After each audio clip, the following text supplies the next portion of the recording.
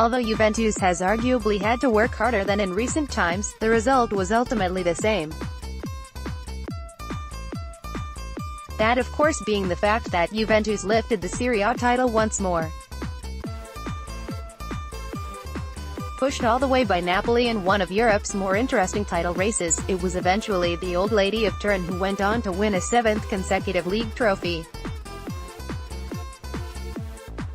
There is no doubting that Juventus are the grandmasters when it comes to Italian football in recent years, but with every Scudetto that they win, there is always one overriding question that quickly follows: can they transfer domestic dominance by topping Europe's elite? A question that they have not been able to answer in the way they would perhaps have liked. As of late, this old lady has been the bridesmaid rather than the bride. Something that has been evident by the fact that they reached both the 2015 and 2017 Champions League finals, only to go on to lose to Spanish opposition each time. The first of those two final defeats saw them travel to Berlin and lose to the might of Barcelona,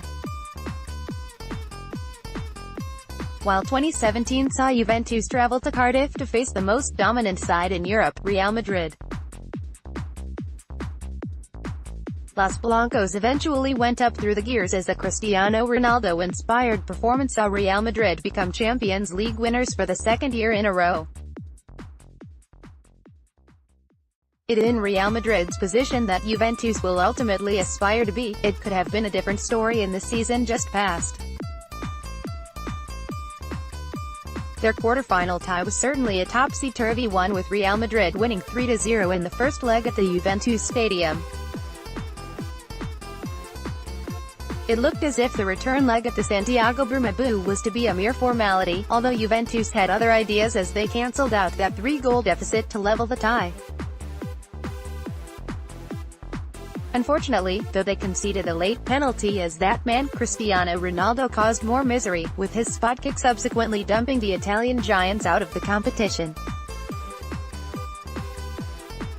With that defeat, it is back to the drawing board of Max Allegri.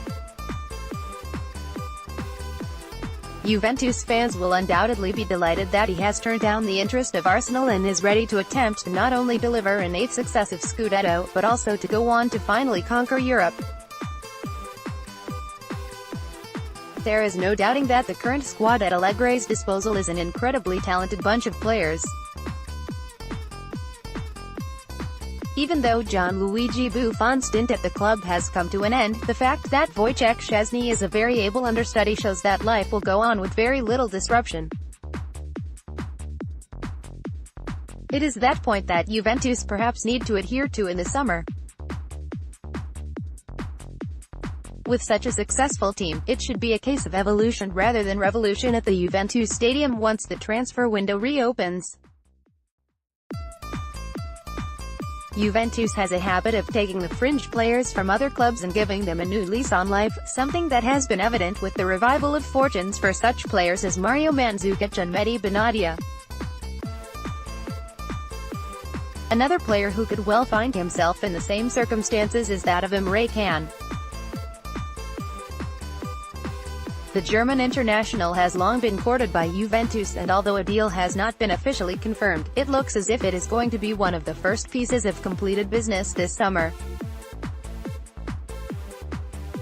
The addition of the midfielder who currently plies his trade for Liverpool would be a very welcome one. Not only does he offer versatility, he also adds just a bit of youth to the squad, something that would allow Allegri to keep his playing personnel fresh. It could well be that point that also sees someone such as Mario Mandzukic depart. The 32-year-old has been a key component to Juventus' success over the past 3 seasons. If you are just looking at his goal-scoring records, then admittedly the return is not the highest. However, he offers so much more due to the physicality and strength he supplies, not to mention the fact that most of the time he has been deployed as a wide forward who is also ready to drop back in for his defensive duties when necessary. The Croatian international looks set to move in, and again this would allow Allegri to freshen up his attack line and build another side that is capable of domestic dominance. Should this happen, then their European rivals will be put on notice. If Juventus can get their business done correctly, and more importantly early this summer, then they could finally bridge the gap between being the kings of Italy and ruling the roost when it comes to Europe.